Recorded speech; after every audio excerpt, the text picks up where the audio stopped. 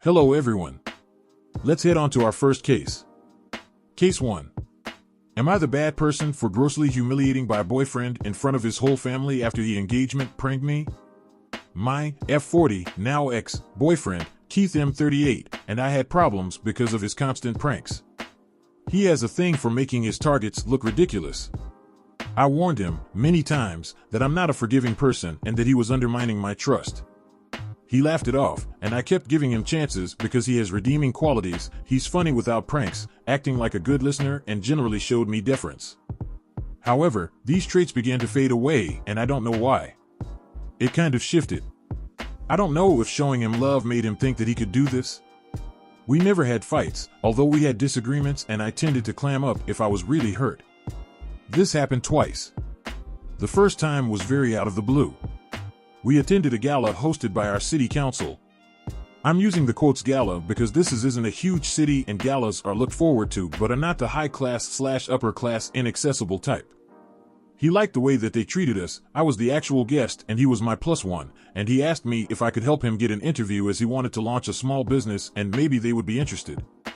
I made no promises but got him a meeting that I attended along with him. On our way back, we stopped at a deli and ran into my ex, with whom I'm cordial. Keith was enraged because I answered my ex's greeting and said that I was too friendly and that it was disrespectful. That lasted for about 10 minutes. We sit at my place to eat our takeout and he immediately said very inappropriate things about my best friend. I immediately called him out for trying to make me jealous. He laughed at first, but I asked what was funny so he left and took his food. We talked about it later, but a few days later I realized that he never properly apologized. Second, he criticized my outfit and said that I looked ridiculous in it. I should have dumped him right there, but chose to put it in the back of my mind because I already had a lot on my plate, career and family-wise. I also held out hope that we could go back to the way things used to be.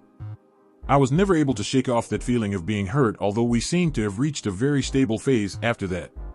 He started with his pranking ways, again. First, I caught him trying to hide the birthday cake that I got for my friend. Then, he hit the gas pedal a few times when I was about to get in his car. Last week, we were at his mother's house for his birthday party. Everything felt pretty normal, until everyone got really quiet. It was just weird.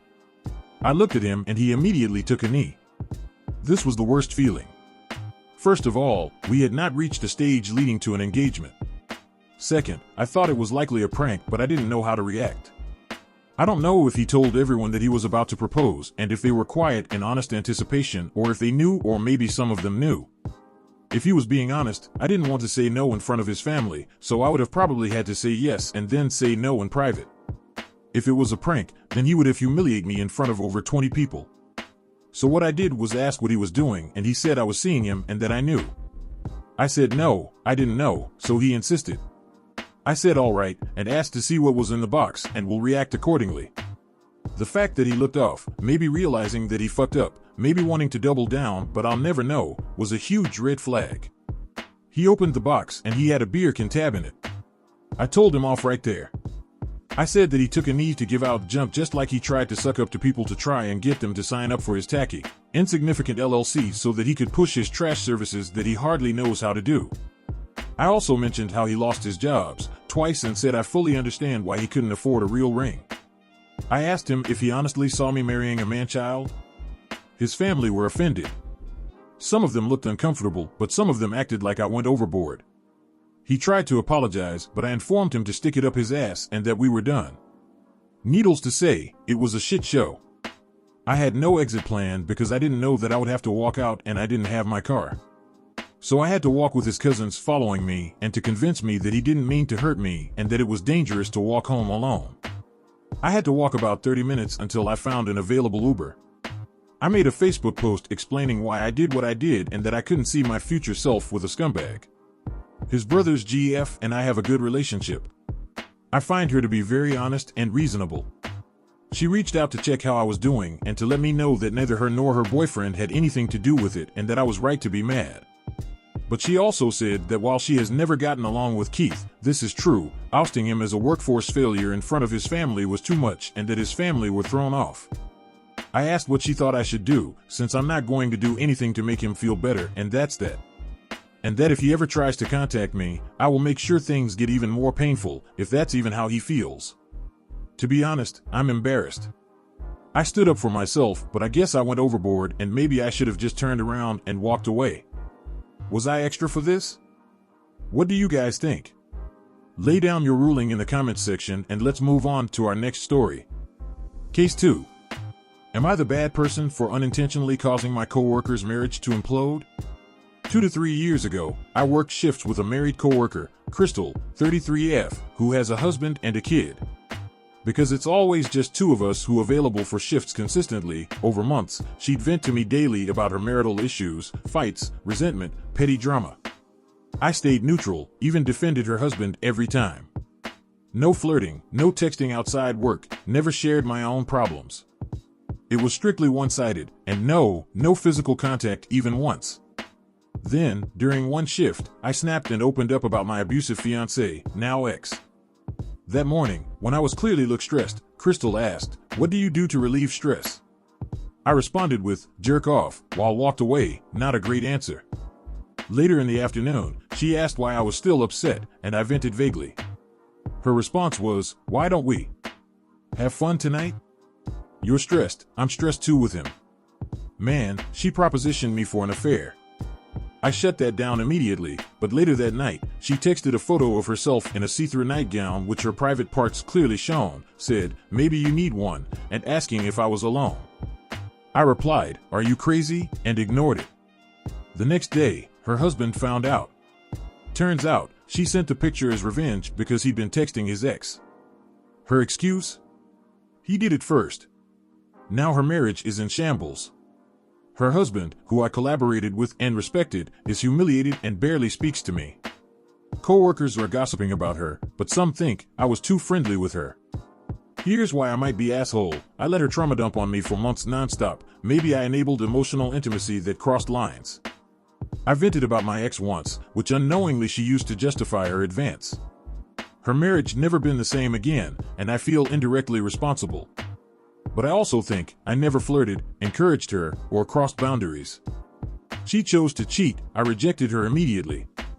Was I just being a decent listener even though I'm not, or did I screw up by not shutting her down sooner? So did I destroy a marriage? What do you guys think of this one? Let us know in the comments section and let's move on to our next story. Case 3. Am I the bad person for getting my ex in trouble during therapy with me and his current wife? My ex-husband, 40M, and I, 36F, share 3 kids, 12F, 11F, and 9M. Since our divorce, my ex has remarried.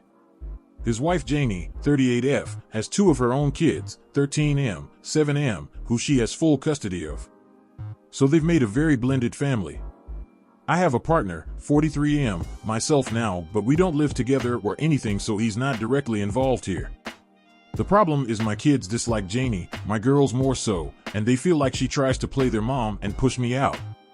They have mentioned specific incidents which led me to address the concerns with my ex, and after a while of this it strained things between me and them, ex and Janie.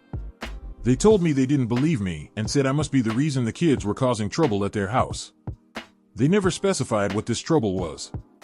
At one point after things got bad, my ex admitted to me that the kids had complained about the same things to him regarding Janie and he wasn't telling her. This landed us back in court and into therapy together for co-parenting. In our therapy sessions, Janie complained about me and said she feels like I refuse to accept she's also now a mom to my kids and wants to ruin it by making up complaints. She said anything the kids say isn't real and is just kids trying to stir shit with the adults. During the discussion about this, I brought up my ex and how the kids complained to him also, and he told me as much. This started a fight off between my ex and Janie. It derailed the session because they walked out to deal with their marital issues. My ex is pissed at me for throwing him under the bus like that. I defended myself, but he said I could have approached the rebuttal differently. Janie accused me of trying to break up her marriage and being a part of stirring shit between everyone. Am I the bad person? Can't wrap my head around that story. What do you think? Who is in the wrong there? Let us know down in the comments section and let's move on to our last case. Case 4. Am I the bad person for not wanting to reimburse my friend due to her being denied entry? 2 of my friends and myself decided to plan a trip to Egypt and Switzerland. The plan was to fly from NYC to London and then catch a flight to Egypt, then Switzerland, and circle back to London to catch a flight back to NYC. I warned both of my friends to do the ETA before we left. Neither one of them did, and it wasn't until we boarded the plane last night and arrived this morning in London did I realize this. Border agents told them they needed to do the ETA immediately or they would have to be back on the next flight to the US. Okay, cool. Friend 1, well, call her Jessa, and friend 2, Ellie, both completed it there. Ellie's approval came back within 10 minutes and we waited for Jessa's to come back. It turned into 1 hour and then 2 hours and then almost 3 hours later of us waiting at the airport. She's hit with a denial. So we're freaking out. BC, we're supposed to be flying out to Egypt in 24 hours. They told her she would not even be allowed to transfer and would have to go back to the US and reapply with a standard visa. So at this point she's telling us that we should go back with her and just replan the trip. Mind you, we are on the basic economy tickets with Delta, so if we leave we lose money that we can't get back. We tell her no and that we're going to continue the trip with just us two. We did book shared accommodations, $1,600 or $533 apiece. I booked our flights to Egypt and Switzerland, $1,305 or $435 apiece, and we had already booked a few excursions, around $600 to $700 apiece. The accommodations and flights are non-refundable, and I was able to cancel the 3 excursions for a full refund, but she wants us to come out of pocket and repay her, and I don't think it's fair. Am I wrong here? You've sat down, you've listened. Now, it's time to state your ruling. What is it gonna be? Let us have it down in the comments section down below. Thank you for watching. Please like this video if you enjoyed it and subscribe for more cases like these. In life, we may run, but we can never hide from true justice. Stay safe, everyone.